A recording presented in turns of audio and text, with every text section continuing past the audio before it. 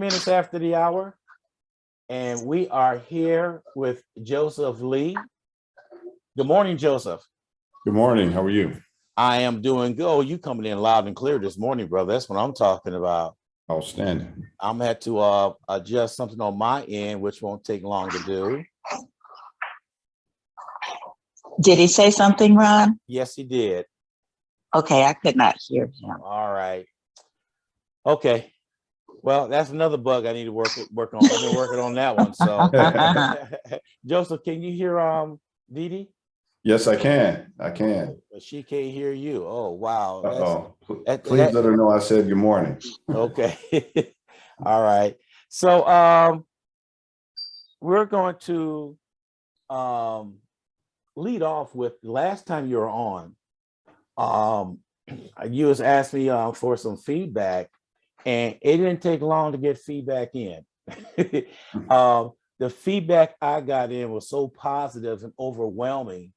It was about logic, how you put things in logic and not this fantasy world and conspiracy. And you had people thinking another direction, like probably the right direction, sir. Well, that's good. That's my job. Yeah. So I think I think we did good on that one, and everything. So they want to know when you're gonna be back on again. And that's the reason why I contacted you and I said, can you be on again? I kept on saying Tuesday. I don't know why, but you told me Wednesday. Every time I talked to you, I said Tuesday. I said, wait a minute, Ron, it's Wednesday. So I finally got it straight about what, 3 or 4 days ago. It was on you Wednesday. You got it. You got the right day. Yeah. So what's going on in your world that you want to put out there today? Well, I definitely wanted to say thank you for being who you are and helping. My air conditioning here went out, and that was a whole other saga. We could probably talk about that on another whole other show. But yeah, I greatly appreciate getting this air on this 100-degree heat.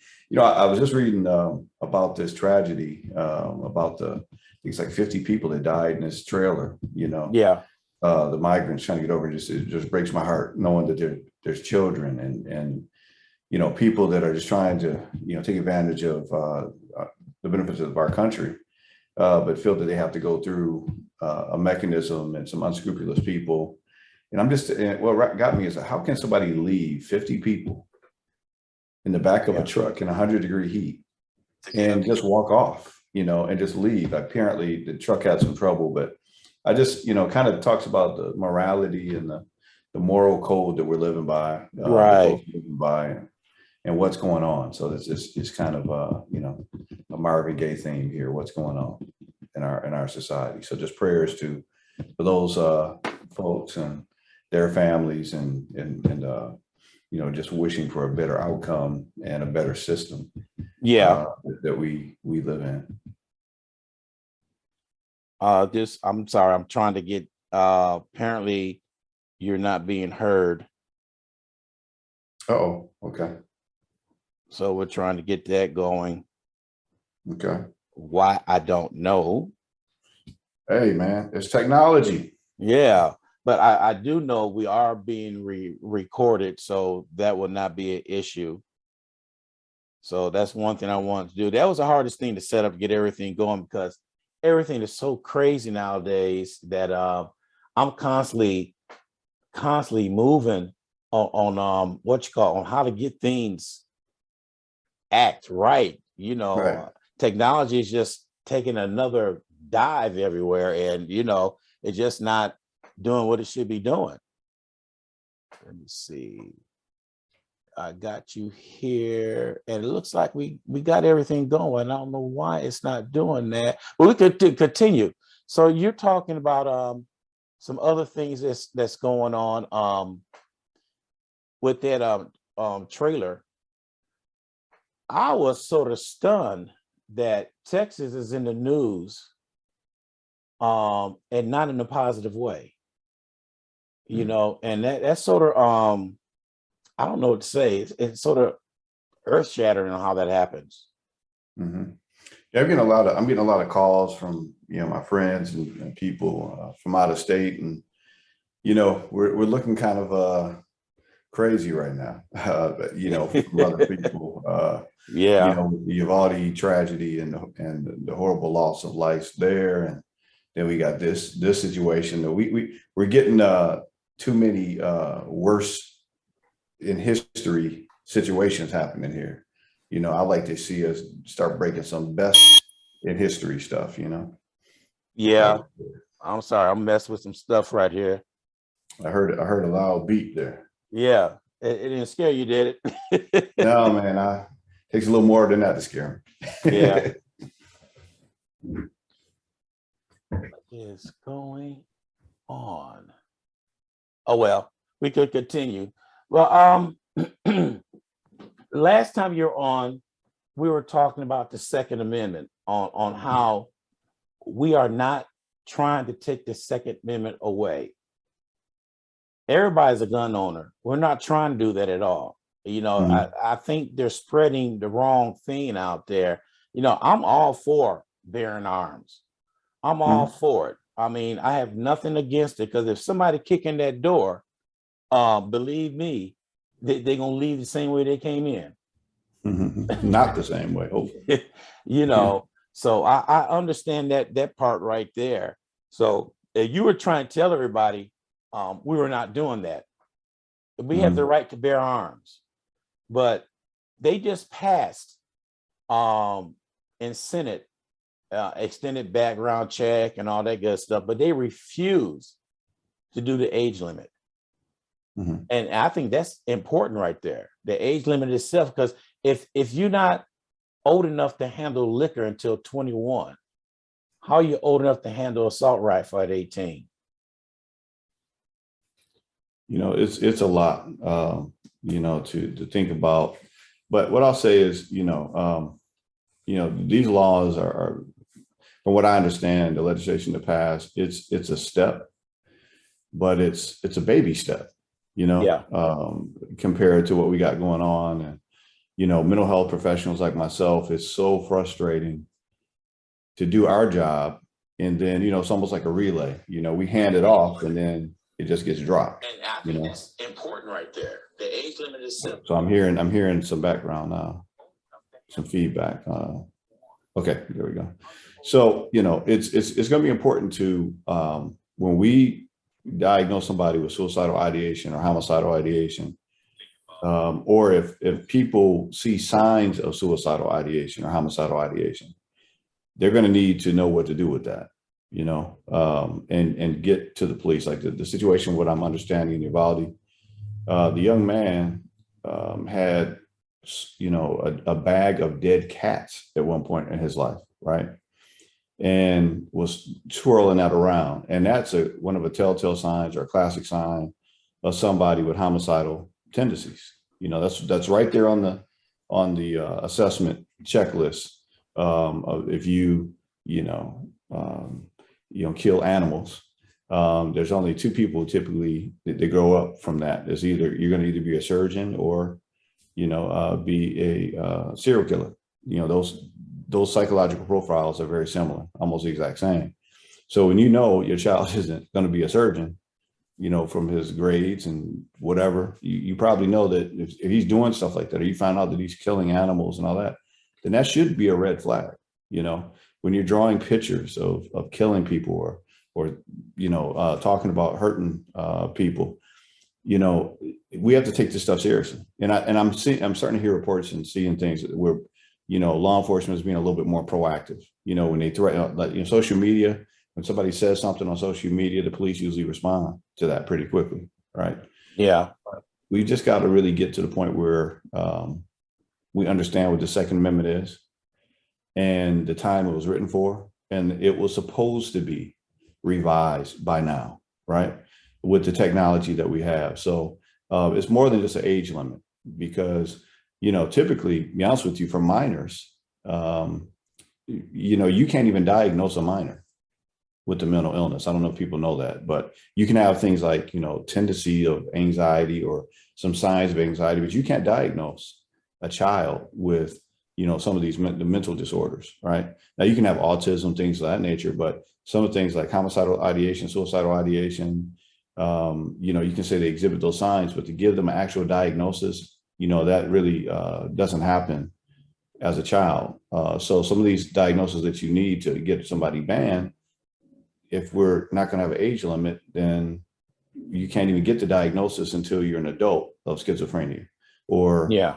some of the other things. I mean, we can talk about the tendencies, and we talk about, most likely this child is going to have this down the line, but there is another opportunity. There's a loophole right there, where we can say that, okay, this person has said something suicidal or had some homicidal, ideation, and then we can try to recommend that person to go inpatient or be or have treatment even as a child. And I've done this. I've done suicidal ideation, homicidal ideation assessments for mental health facilities that I've worked with, and I've seen kids with suicidal and homicidal tendencies, and some of them had to be put into inpatient facilities. So to not have an age limit on guns when mental illness surely doesn't have an age limit is a problem. And it's a problem that we're going to have to get ahead of before we have another Uvalde situation. I remember I was in education. I've been working with education most of my career, off and on, to one capacity or another. But I remember when Columbine happened, and that was supposed to be, in my mind, a watershed moment. And then here comes Sandy Hook, right? That was supposed to be a watershed moment. Then there's all these other shootings, Virginia Tech, right? Horrible situations. And think about it. There's been how many school shootings? That's a question for the audience. Look how many school shootings and mass shootings that has happened in the past 5 years. And you tell me that it's not a national crisis, then I'd have to say that's delusional thought process. It's a huge crisis that we have to get in front of. And the first thing is identifying what the threat is. It's not just the person, it's the weapon, the weapons that are out here, and the laws that aren't going far enough to allow us to be proactive, right? Yeah. Now, have you heard about the Department of Homeland Security report that came out? I didn't get a chance to. I heard one was coming out. So what was in that report? Well, it came out, and it's saying that more of the same is actually being encouraged. There are people out here encouraging people to do Uvalde situations. And, there's people that are encouraging, based on the outcome of the election or around election time, for there to be an uptick in violence. So that's what the Department of Homeland Security is telling us to brace for. And you know what? I think we have to take that seriously. I think we have to take that seriously and think about where you're at.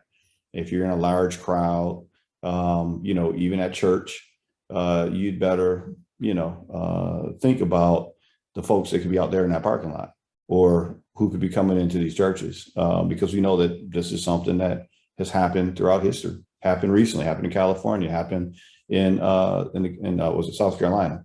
Or was it North Carolina? I can't remember. North Carolina, South Carolina, one of the Carolinas, where these people pick these soft targets. And so we can't be a soft target, right? We have to think, be proactive, and understand that we've got a serious problem that we got to get in front of. And our legislators are kind of slow to make any real effective change, right? But that's not new. So we're going to have to, protect ourselves, start being proactive. And we see that child is maybe not right in education, push for them to get those assessments and let law enforcement know that this person's on the radar and untie the hands of law enforcement so they can do something about it. So what brings to this point right here, the kids out there, the parents, is like they live in a sheltered life. Like, I'm gonna use Joey could be in the garage building something. The parents never check on him. He could be on the internet looking at things. They never check on him because he's such a good boy. Mm-hmm. And I believe it starts at home.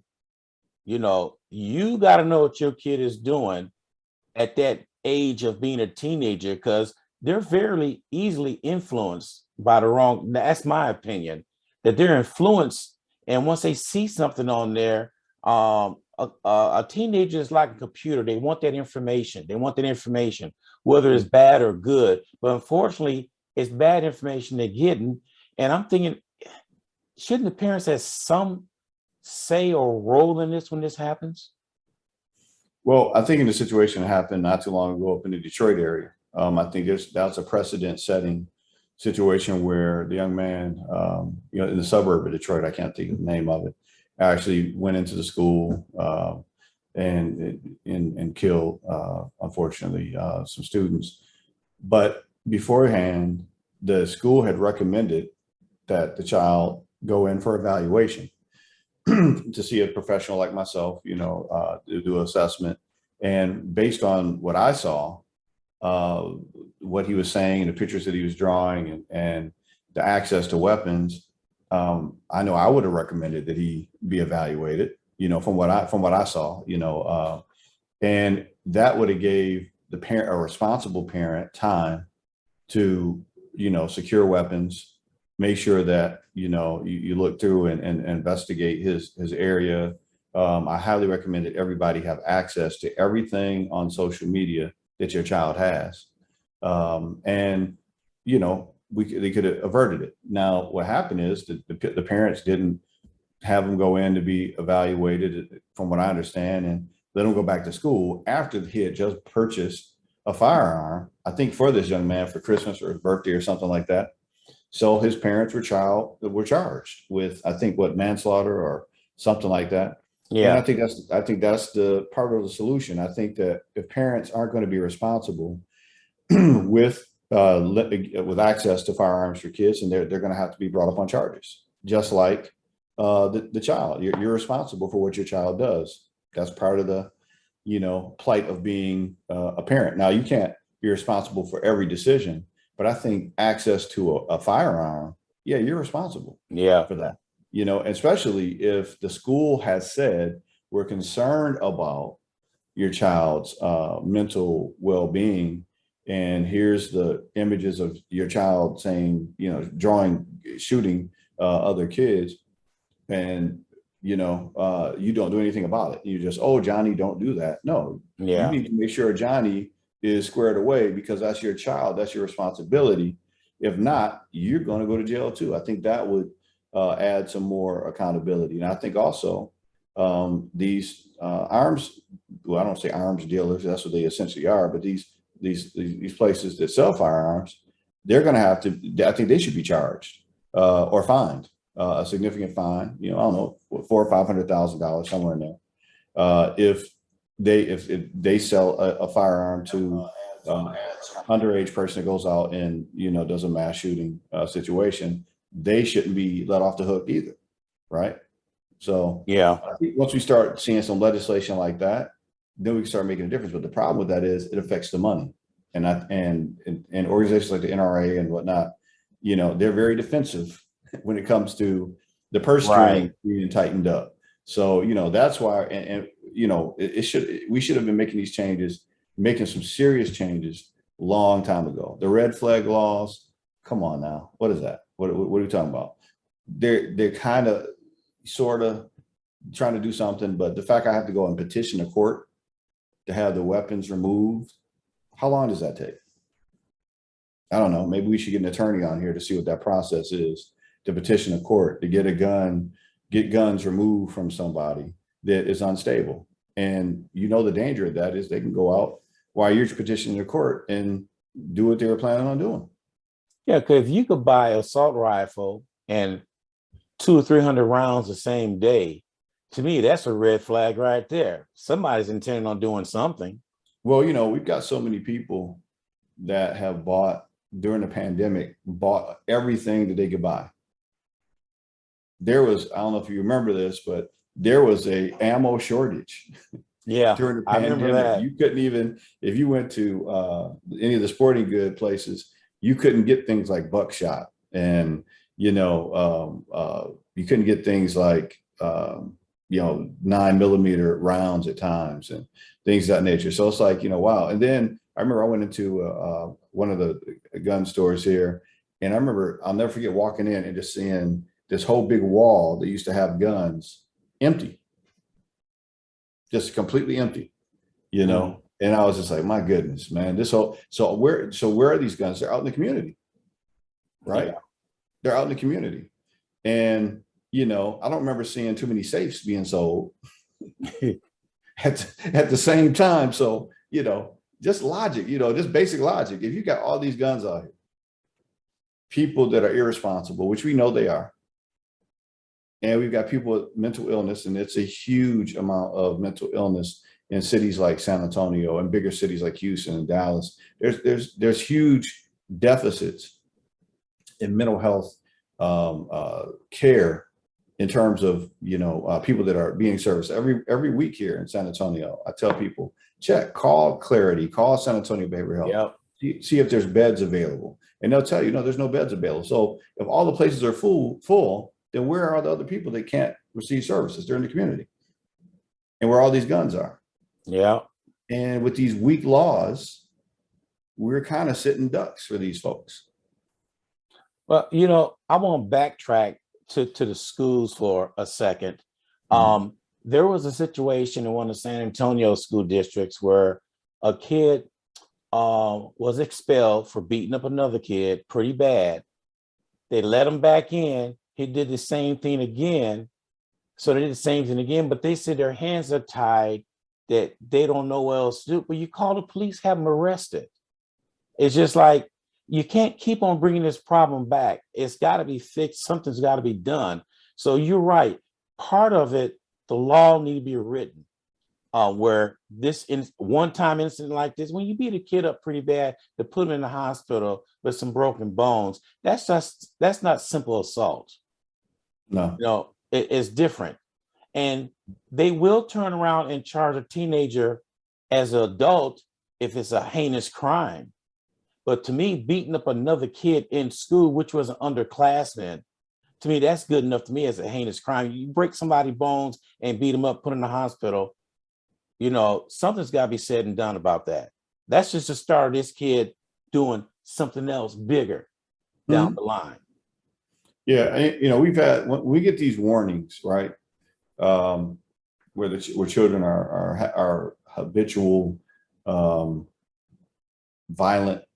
committing habitual violent activities. Those are warning signs, right? And you know, if you don't stop the behavior, if you don't provide adequate resistance to those behaviors, they're going to continue. Teenagers test boundaries. That's what they do. Yes.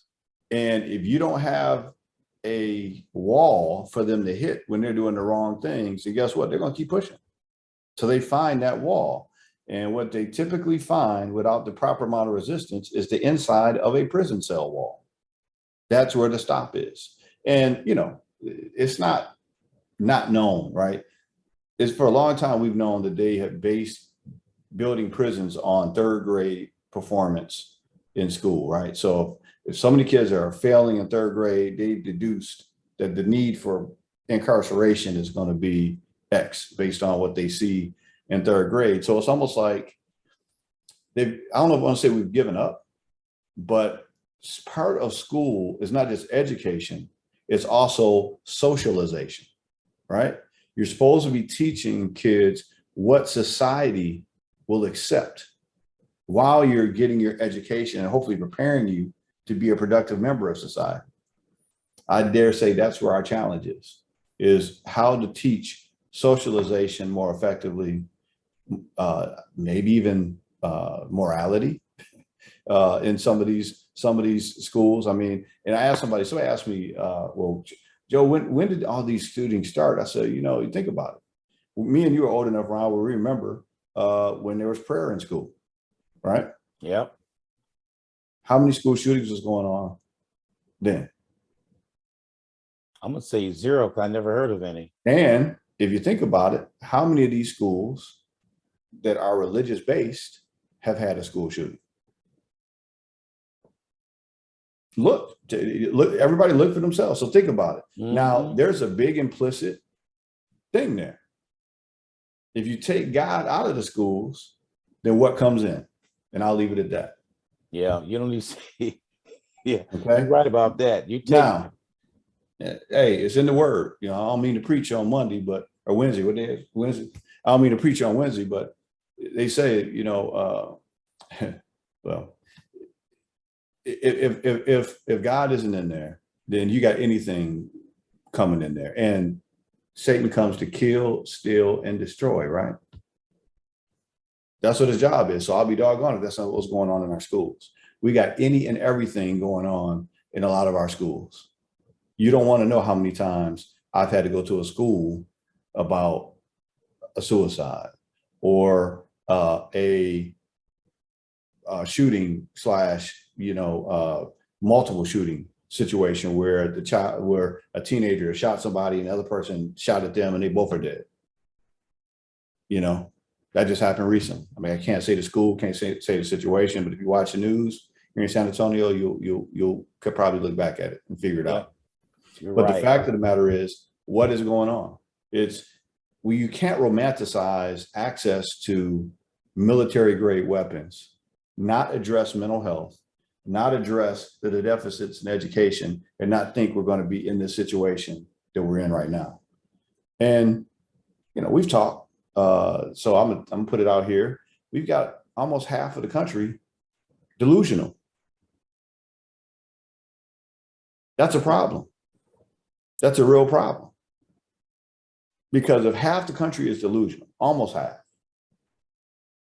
then are we ever going to see the changes we need until we wake up folks to actually see reality as reality is, right? Yeah. Stop watching these news shows that aren't giving you facts, but giving you phobias, not giving you really well thought out journalism and evidence-based journalism, but telling you what their opinion is or spinning it and telling you what to think. Yeah. Right? Because the fact of the matter is, you've got to do your own research. Exactly. We've become so lazy now that we actually think, because I see it on Facebook or Twitter, or whatever people are looking at, that this is real. That stuff hasn't been vetted. Yeah, they do it. They do it all the time. It Yeah. is now 57 minutes after the hour, 71 degrees. We're speaking with Joseph Leaf on Impact Counseling on WSN Radio. I want to throw something at you, Joseph.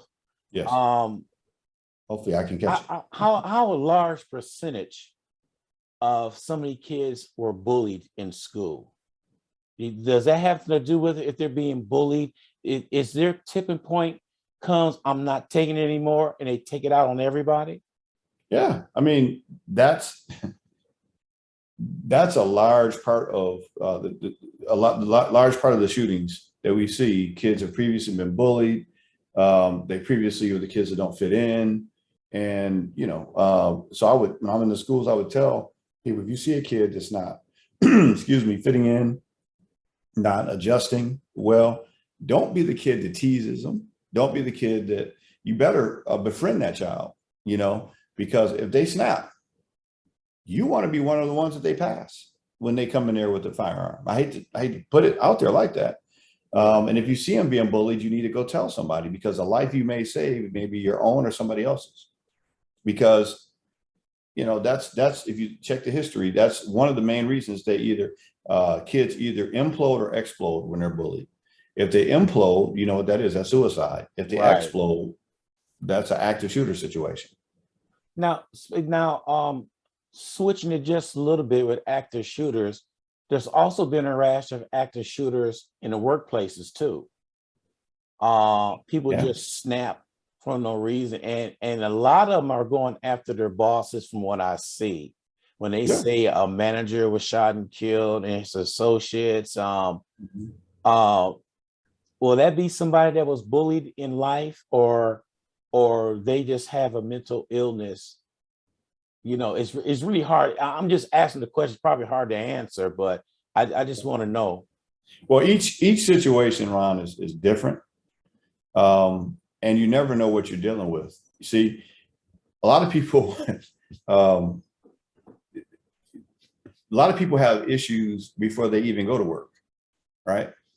Some people have serious issues before they deal with a situation where they've got a boss that maybe they can perceive as bullying them or treating them unfairly or whatever the case may be. So when a person gets fired or they're being treated a way that they feel is unfair, and they also have mental illness, then you never know what can trigger somebody.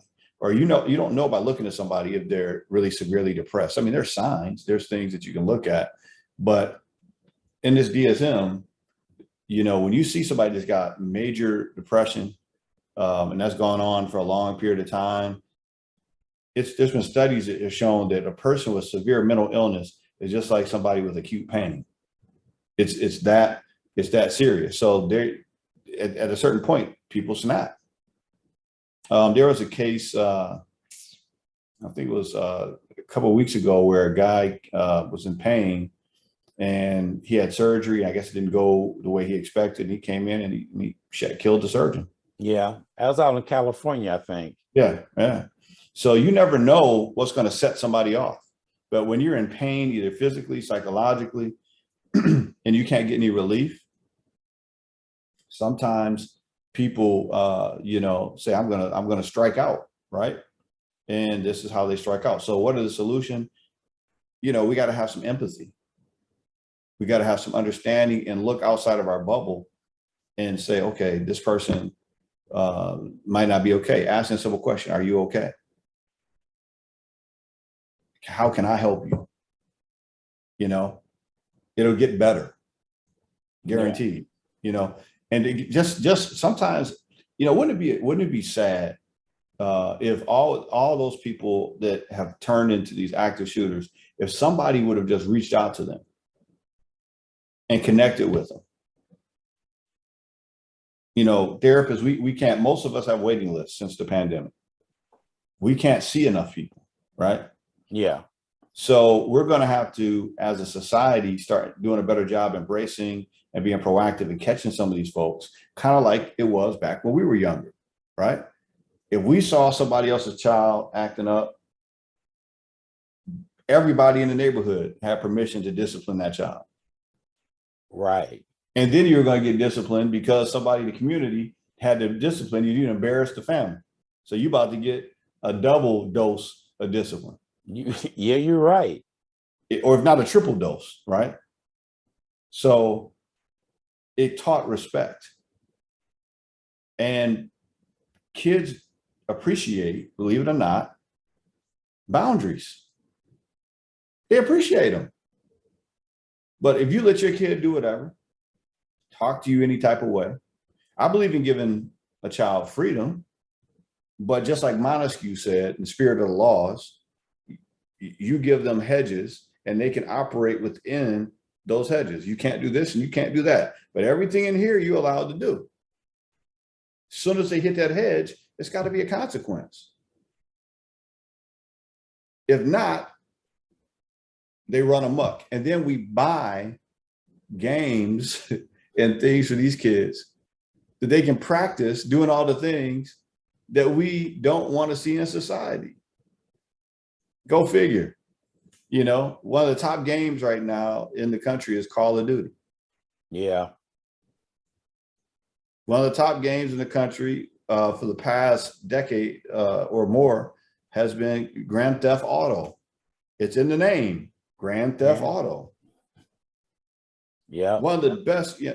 And, I've seen these games. I've been in different places and I've actually played some of these games. I know what's in these games. I listen and I'm going, I'll be real with you. I listen to some of these games and I go, you know what? There's my next client. Yeah. I know I'm not laughing, but you're right about that.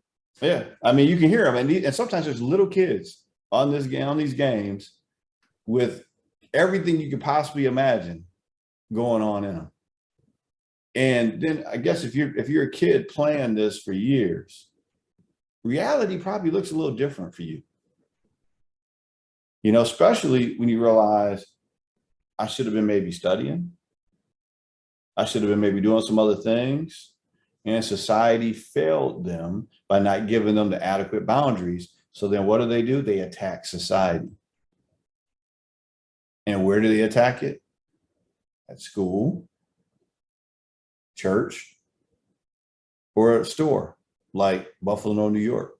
Yeah. And they've got all these narratives out here and phobias about being taken over and all, come on, man. Yeah. But that's where their mind is at. Yeah. And just Any like, excuse will do. yeah, I was reading something the other day that made a lot of sense.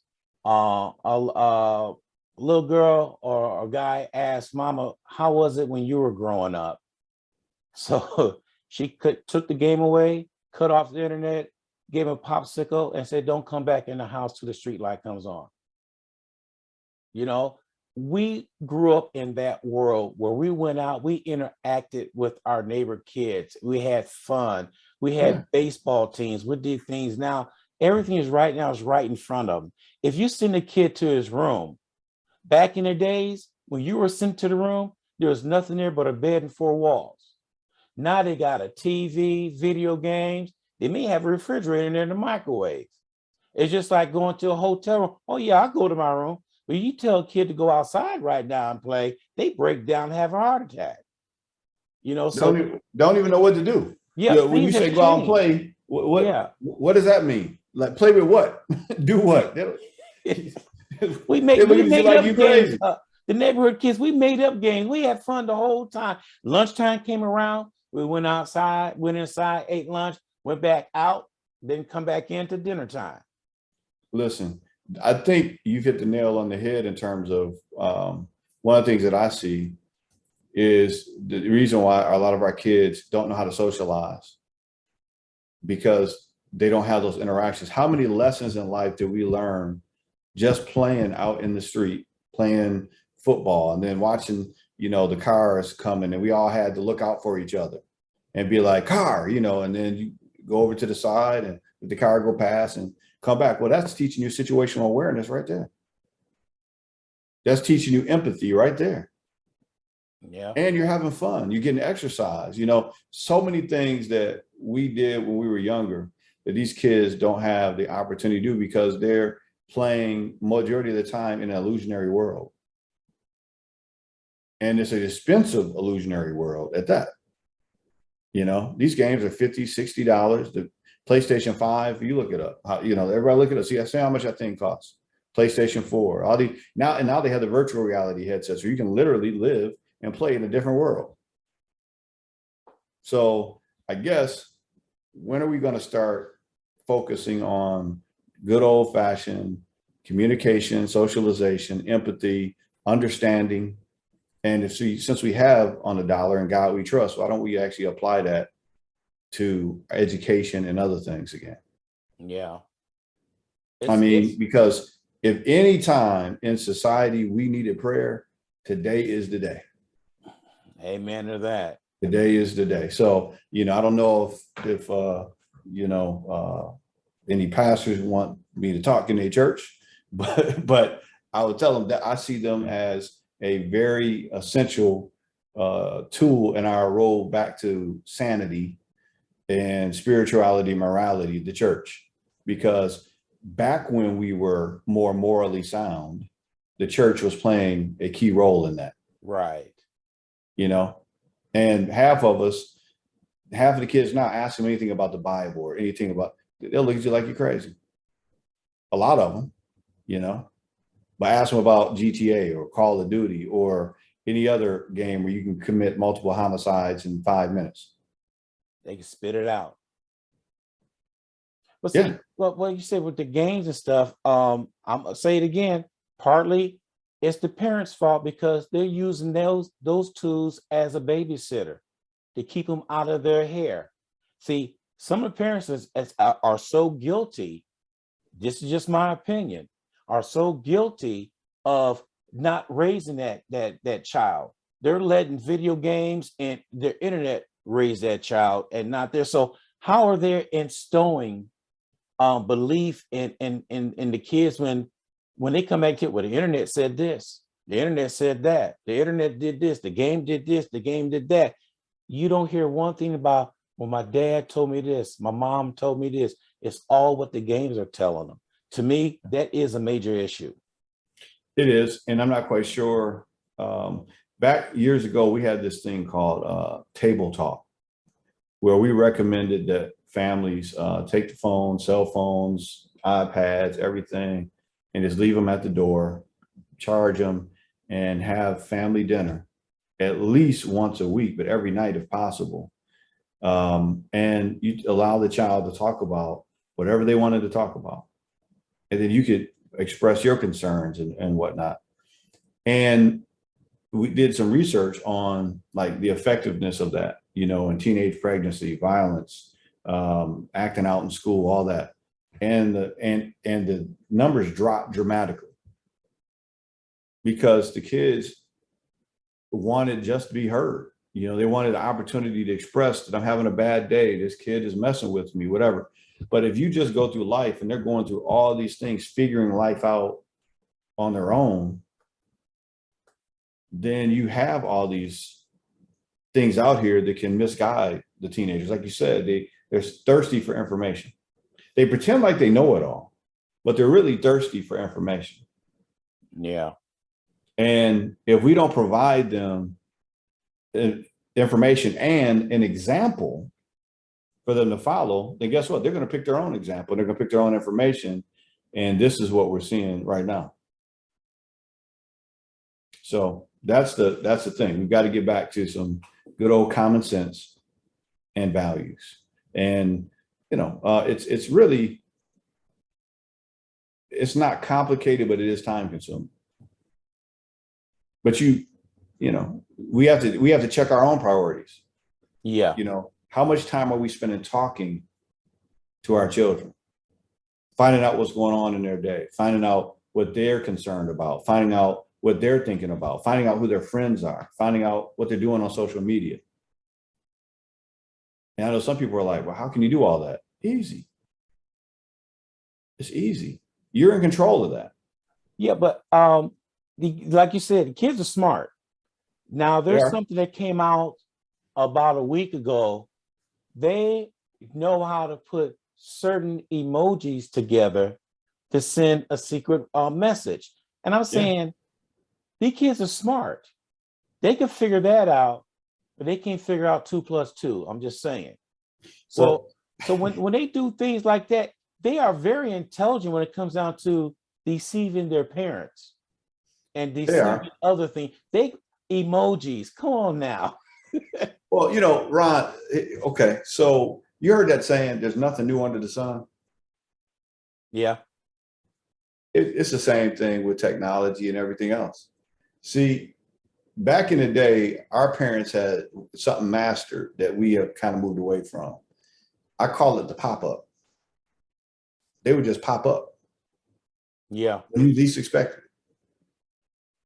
You know, and that's where you find, and privacy, well, you don't have any. It's for the most part.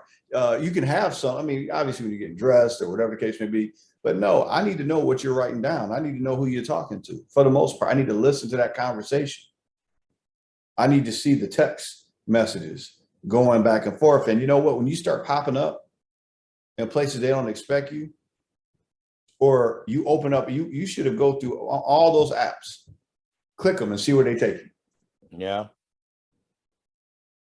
Random. And the moment you find something that should not be there, you may have to take that phone. And, you know, my phone right now, my daughter's phone, she has a cell phone, right? My daughter's cell phone right now is locked up in my gun safe. And she can have it when one of us can monitor what she's doing. Real simple. Yeah. And I know the things that she's doing because if she purchases something or tries to purchase something, it goes to my phone. I know every app that my daughter has because it goes through my phone and I know exactly what the description is. Yeah. So we just have to get help monitoring. We got to do a little better job at being like our old school parents used to be. There was nothing going on in the house that your parents, for the most part, didn't know. And if it was, guess what? They were going to find out at some point, and you were going to have to deal with it, the consequence. And there were consequences. We knew there were going to be some consequences. Oh, yeah. If we weren't doing what we needed to do in that house. Oh, yeah. We knew we were in trouble. Yeah. I told a story to somebody with my kids. I was a single parent. So one day I went in the cabinet and I pulled out a dirty plate. I said, where's this dirty plate come from? They supposed to load the dishwasher and turn around and load it back. So dad jumped up on Saturday morning, made him a great big breakfast, and they was happy about the breakfast. And I said, now here's the downside. I said, I went in there and found dirty dishes in there. Somebody didn't come in the dishwasher. So I'm going old school on you. Every cabinet, they had pots, pans, glass, even though they were clean, I made them wash them all by hand and dry them and all that. I never had that problem again. Yeah. But what did you do? You intervened in a way, you set a standard, and you gave them a process that they didn't want to go through again. Unfortunately, a lot of parenting is done in the penal system now. Yeah. That's where a lot of kids receive their boundaries and what the standard is, and a lot of times they can reach somebody like me, and that cognitively some things will trigger and they'll change the behavior. But you know what? If it's not going to be reinforced at home, it really don't make any sense to send them to me either. Because they're going to say whatever they need to, and then go back home and be like, well, I can do whatever I want once I go back home. So parents, I think I'm thinking old school, and what I'm thinking is kids need love. The reason why I'm saying that, how many times have parents told their kid, I love you? So if they don't hear that from home, they seek it elsewhere. And that's when you get into gangs, because gangs love you. They'll back you up. That's what they say, and that's what the kid is seeking, somebody that loves them. But with that, once you get into that, then they got you say, I want you to do this, and do this. I told my kids growing up, I said, if anybody said you want to join a gang, tell me you're already in the gang. What gang? You in the Gordon gang. I love you every day. You don't need to go elsewhere and find love. It's all right here. That's it. That's a big part of it. Love and acceptance, and finding your way. But then again, look at the example that you set. You worked hard, and, you were a good father, right? So they were able to see and draw for that.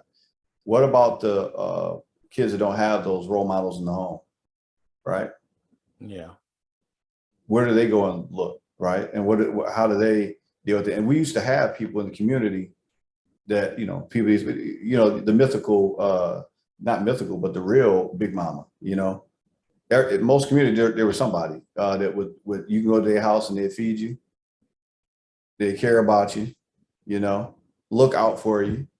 Yeah. So I know in my experience in Flint, Michigan, there were a lot of Big Mamas that looked out for me. That I wouldn't have ate a lot of nights if it wasn't for Big Mama, right? Yeah. That said, did you eat, baby? No, come on here and get you a plate. And I'd be like, ooh, thank God. Yeah, people are open then, like you said, and now the doors, people don't even know their neighbors nowadays. It blows my mind. Wherever I'm at, I got to know my neighbors. I'll go and introduce myself. I got to talk to, it's just how I was raised. The neighborhood I grew up in, we all knew each other. We all know each other's kids. So, and I think now we're starting to talk about how society got to where it is, because we're all disconnected. Yeah. So, and then when you're disconnected, there's not that empathy. It's easier to go out and do some stupid stuff when you don't really know or have a connection with the people in your community. So, I'm all for community efforts, getting out, knowing your neighbors, and that's really good common sense for you. To everybody know their neighbors, because when you leave, you need to have somebody help watch your house, right? Exactly. Now you might want to make sure that you got the right neighbors watching your house.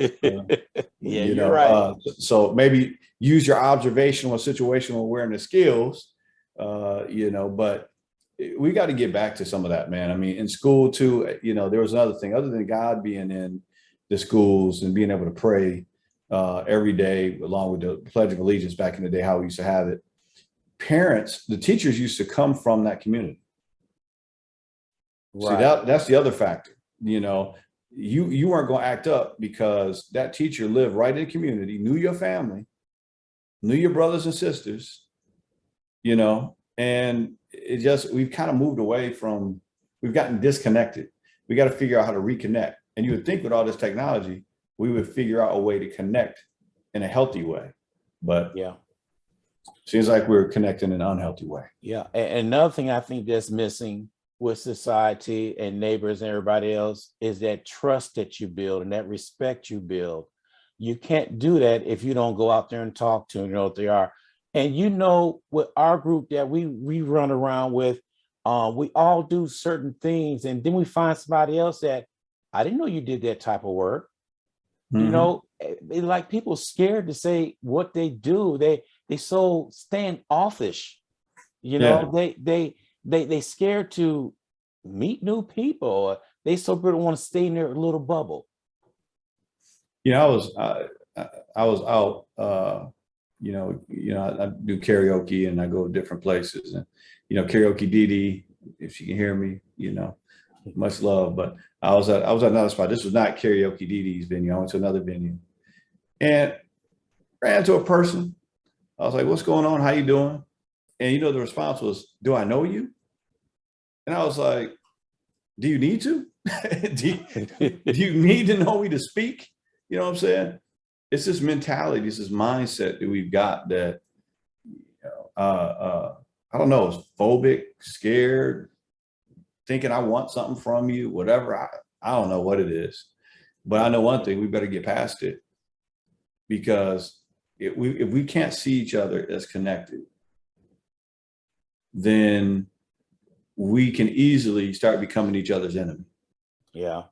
Because phobias that are being fed by the media can help to lend to delusional thought processes and mental illness. So I would like for everybody to just kind of think, what are my belief systems and where did they come from? And I'm gonna just throw a network out there.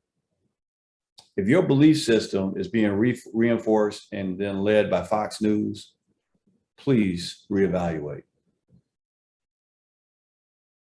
Please reevaluate. And I guess that's for any news channel, though. You shouldn't be getting all of your information, all of your perspective from media. I remember a time when there was print news. And print news, you had to be more accountable. It's something about putting something in writing. You have to be able to back that up, or that has to be. And if you mess up, you have to then retract the statement. Exactly. So how often do you see retractions on the news? Not often. So people aren't making mistakes anymore? They just throw it out there and see what's going to stick to the wall. In fact, I think they're throwing it out there in a lot of ways just to get a reaction, or just to feed your fears and phobias. And that's why, again, we're kind of in this situation, right? Yeah. So there's that logic, that I use to kind of get people, to kind of think things through a little bit. Everybody hears the Second Amendment, but did you think about the context? Did you think about when it was written? Do you think about what it was written to protect from, and what we have now? And we have become the enemy. Yeah. See, now back up. You're saying that, I know you do karaoke and y'all sit around, y'all talk to each other, and that's how y'all get to know each other. That's it. Now with me, I come and visit y'all sometime karaoke, but don't ask me to sing because I ain't doing it. We're gonna get you out there one day, Ron. Yeah. But my outlet, I took up bowling. That's something I like doing. I met some nice people bowling. Matter of fact, I got one right now. She like my sister. Her name is Michelle, but I call her Michelle A. And she lit up when I called her that the first time. I said, only one other person called me that would tell me he can't call that in because I'm the only one now. But bowling is like the same way. You meet people from all different walks of life. Right. And you get to know each other. And you sort of standoffish at first, then you talk a little bit, and now it's like a little family. So I believe people in the bowling league will if they see somebody out in public in trouble and they know they bowl with them, they'll be right there to help them out. Just Mhm. like with karaoke, you see somebody in trouble out there to help them out. For But it's sure. the other ones who don't. How many? Do you remember days when there was you had your girls club and the men's had their club? They all unite and meet up and all that stuff. That's gone. I That's don't know. gone. So Well, you we know, don't know what to do anymore, or we got certain outlets that we do, I guess, to relieve some steam, some pressure. You're on mm, your own for a couple hours a week or so, and you know what? That's what people need to do. They need an outlet. They let it bottle up inside of them, and then they just explode. yeah, and that's part of that. That social interaction piece is it's essential. Yeah, And those and the connection piece, like we're saying, that's what the bowling league, you create connections. You become like family. You know already our karaoke crew is like family. We're yeah, like family, and hands down, if one of us needs something, we're going to be there for each other, hands down. right. But that's how it should be. That's how it should be in the community. You should be connected to your neighbors. You should be connected to the people in your school. You should be connected to people in your district, and find those opportunities to do that. But we've got to get past this polarization, and that's been a lot fed by the media and politics and all that. Yeah, It used to didn't really matter as much if you're a Republican or Democrat. Seems like that matters a lot now. yeah, Seems like that matters a whole lot, right? But there was one word that really used to be the universal coverage, regardless of what your political affiliation was. If you're American, that meant something. right. It meant something. I'll tell you when it really meant something. I remember when 9/11 happened, Yes. and everybody was trying to be cool with everybody then. People that never would talk to you would talk to you after 9/11 happened. Hey, what's going on? You had the cell phone and people would check in with you. Mhm. What do you hear? What's going on? Is there something going on out here? Why do we have to be in duress before we have to connect? That's too late. Yeah. I don't want to be knocking on my neighbor's door the first time when I need something. But that's the mindset. So work on them social skills. Make sure your kid has some social skills. They know how to talk to somebody, because they're going to have to talk to people to function in life. You mentioned social skills. Before we wrap things up, I went through a social skill class, Mm-hmm. and I learned something in that class that I do right now to this day. They said, if somebody says something negative to you, the first thing you're going to react. You're going to react to your emotions. But they said you sit back, think about it, and you respond, not react, you respond. And that sticks with me. That was like 20 years ago I took that class, and it sticks to me right now to this day. I think that's an excellent way to think about it, and to condition yourself to respond and not react. That's a skill. Most of us react, and that's how we respond. Yeah. And it's a continual battle too, because that means you have to stop, compose yourself, and think what is the best action that you want to put out here and get the best reaction. And that's something that we need to train. But we're in a society where we're quick to react, quick to react, quick to react, quick to respond. Just drive down the street in San Antonio. Just get on the highway. Yeah.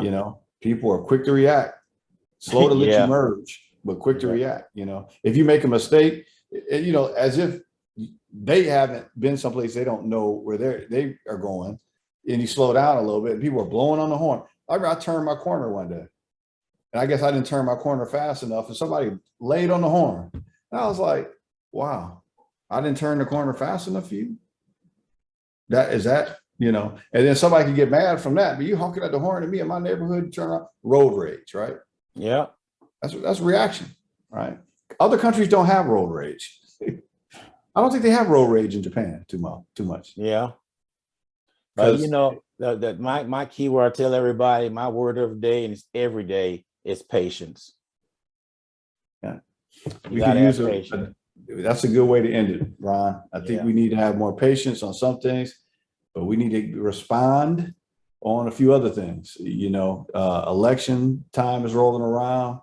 We got to get some of these folks out that have not been responding. I think they are DOA right now in the legislative offices, and we need to hold them accountable, so that people will respond with the legislation and the things that we need to be successful and safe.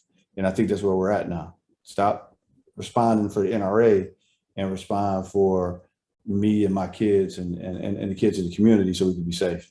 And I think we can do that. All right. Ladies and gentlemen, this has been a very insightful hour with Joseph Lee. Joseph, before we go ahead and get out of here, let everybody know about yourself and your practice. Okay, well, my name is, again, Joseph Lee. I'm CEO of Impact Counseling Consulting Services here in San Antonio, Texas, and Grand Rapids, Michigan. Website is iccsmi.com, iccsmi.com, and Impact Counseling is my practice. So thanks for allowing me my shameless plug, and I look forward to see you on the flip side, Ron. All right, Joseph, I appreciate it. All right, thank you.